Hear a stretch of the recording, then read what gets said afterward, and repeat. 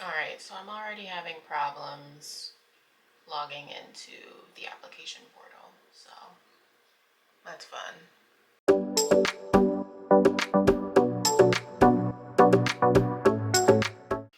So today is the day. I am submitting my applications for my APPIC applications, and I feel like this has been like such a long time coming, but also a very short process.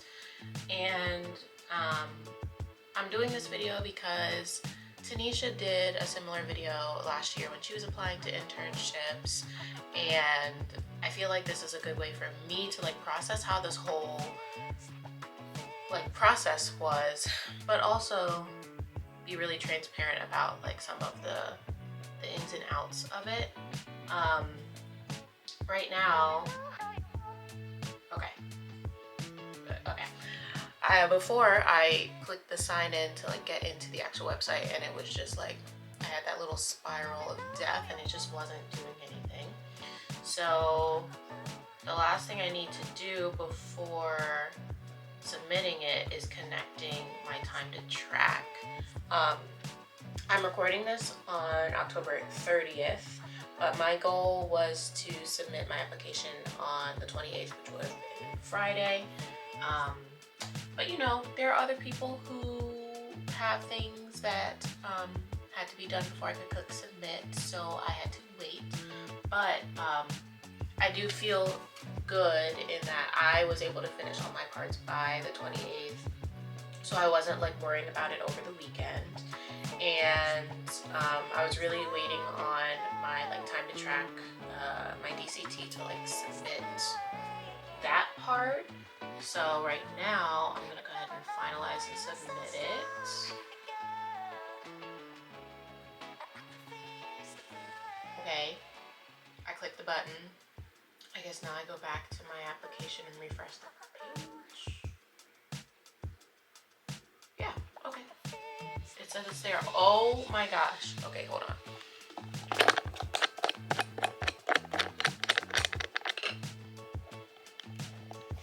So as soon as I clicked that, this popped up. So before, you know, this whole thing was just like, you know, my application, oops, add program, submit application, check status, and there was no number.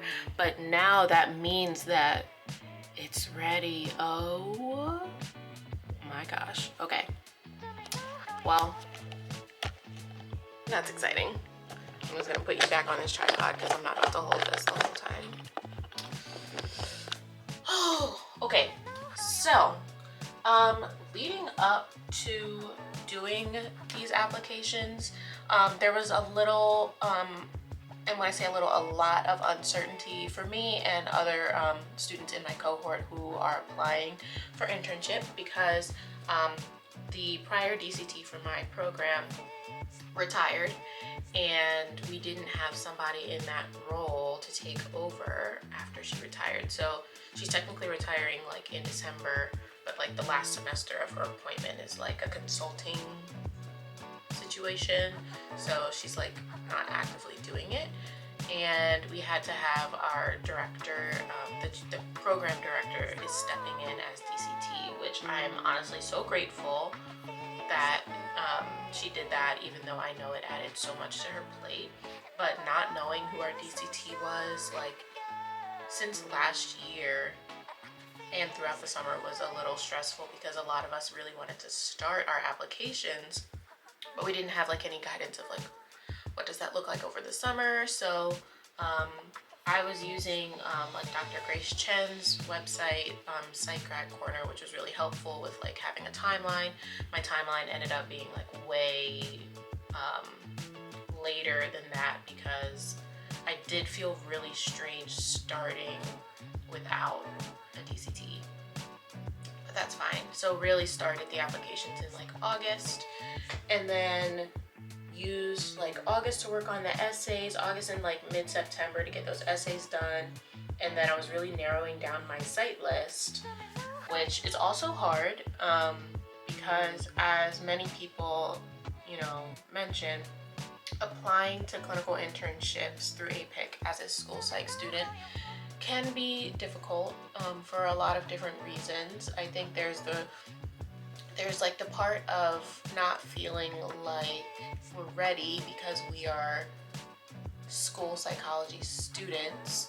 The training that we have is perfectly makes us qualified for these internships, but it's almost like just the name of it, the school, and then the fact that a lot of sites don't accept applications from school psych students doesn't help in feeling prepared for it, because there are people and sites out there that don't see the merit of having school psych students come in as interns, and that's fine, but it also makes it hard to find sites because you're not able to look at every site that they have. As soon as they say they don't accept school psych students, like, those are automatically off the list. And some of the guidance we were given was, if it's a site that you're really interested in, email the people and ask if that's really how they feel. Personally, I did not want to do that. I felt like I had enough options without that, and I honestly didn't want to put myself in a situation where somebody had to reject me over email, that's my own stuff, but I didn't want to have to deal with that. So narrowing down my site list is also very difficult. The cover letters are such a key part of the application, and I felt like the cover letters were harder than the essays. I think the essays were fine because the prompts aren't super specific, so it's also nice that you can kind of make it your own in answering the prompts, but also using the APPIC's internship workbook was really helpful. They have examples of essays and also like common mistakes students make in their essays so that you can avoid those. But with the cover letters, I feel like it's about the fit. How do your experiences and your training goals fit with the opportunities at each site?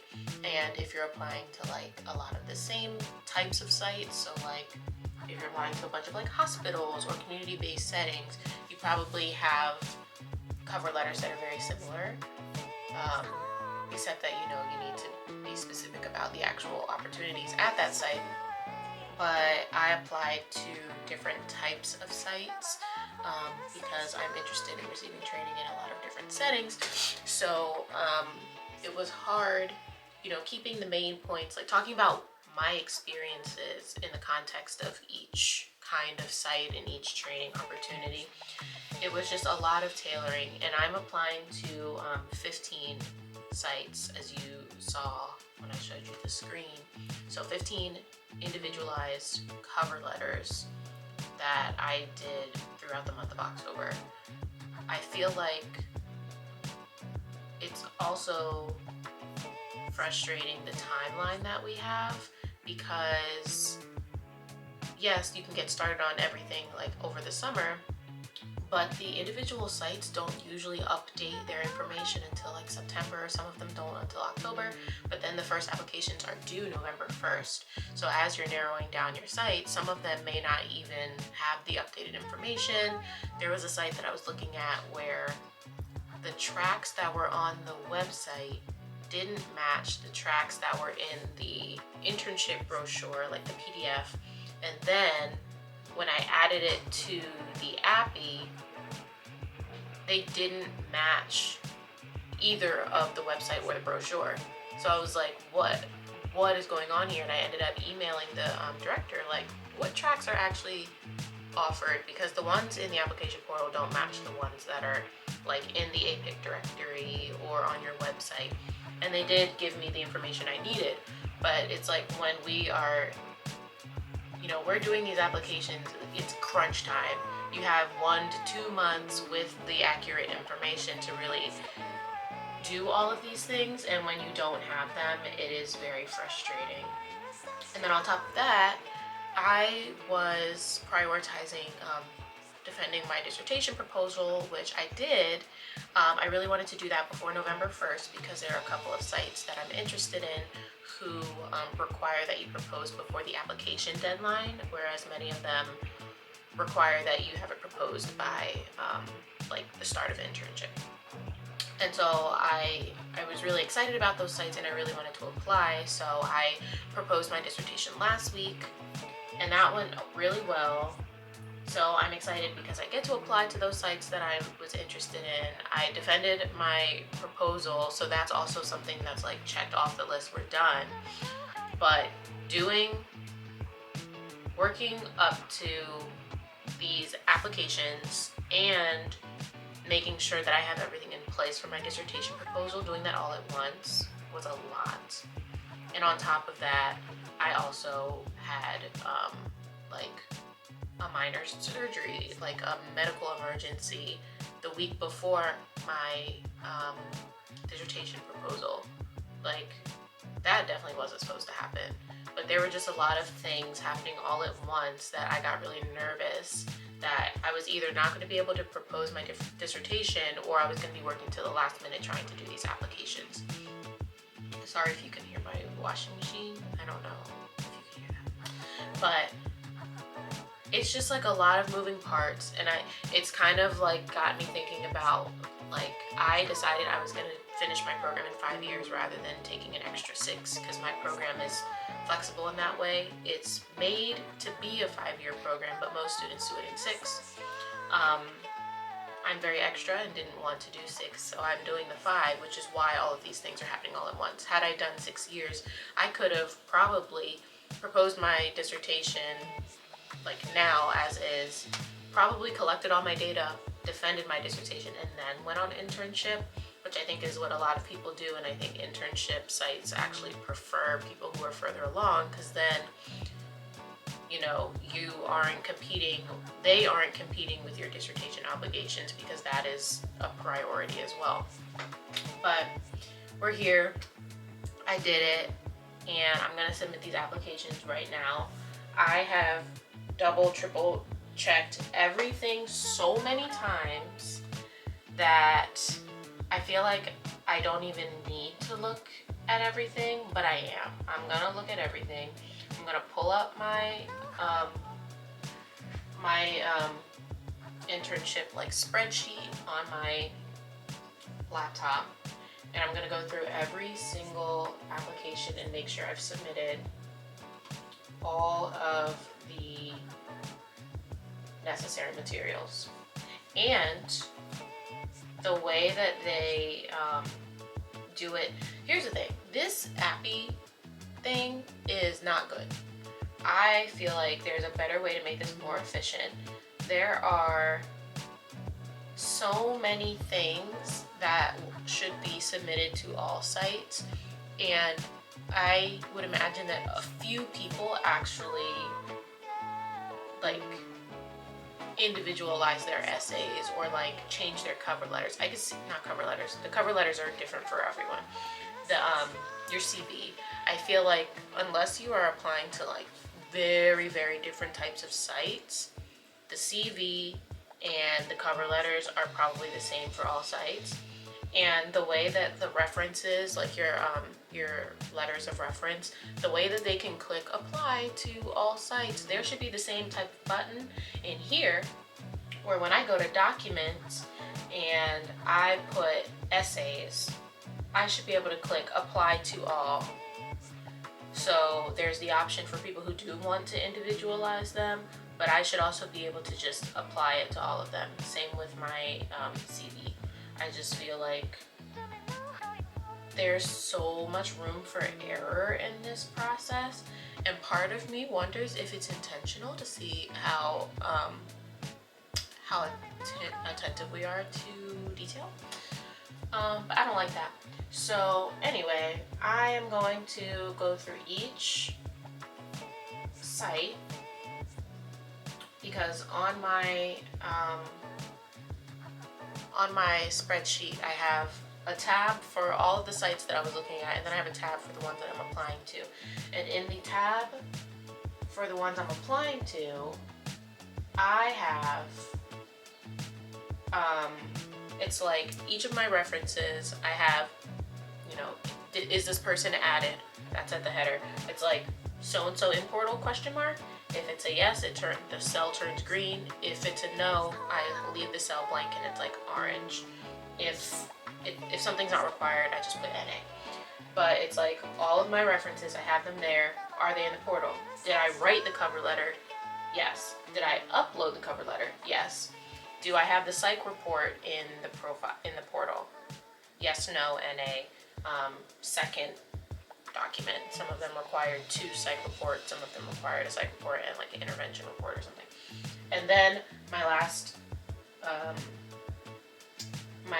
what's it called column is, did I submit the application?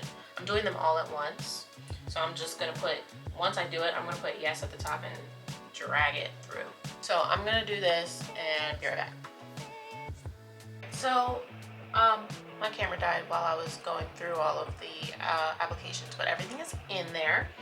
So I'm going back through the beginning parts, like the things that I did back in July or August. When the application actually opened up, I went through and added all of the like personal information things that I was allowed to add. So I just want to make sure everything is correct. Like, did I put my birthday in there correctly? I don't know. I did. Yep, all of that. Citizenship information. Other information. Oh yeah, language proficiency. I'm not military.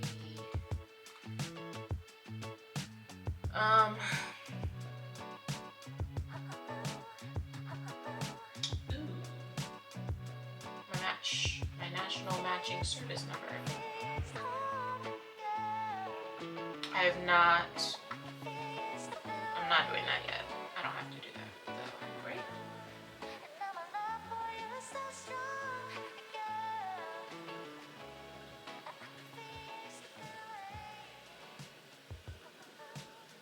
Okay, I don't need to do that. Next, save and continue. Colleges, my transcripts are in there. Any other addition? Okay, my camera keeps dying, so I'm gonna do this real quick. I am about to submit right now. So I'm clicking submit all. The total of $498. $498. Okay, that's for 15 sites. Hate that for me. Honestly makes me want to apply to fewer sites, but that's not gonna happen. So continue. Oh, my keyboard does not work, so I'm gonna type it in over here. Card type. Y'all don't need to know what kind of card I have. But here we go.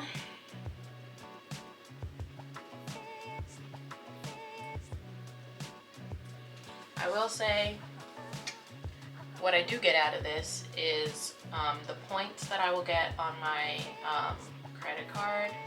I'll pay it, you know, obviously I'll pay it off immediately, but I'm gonna get these points since you're making me pay $500.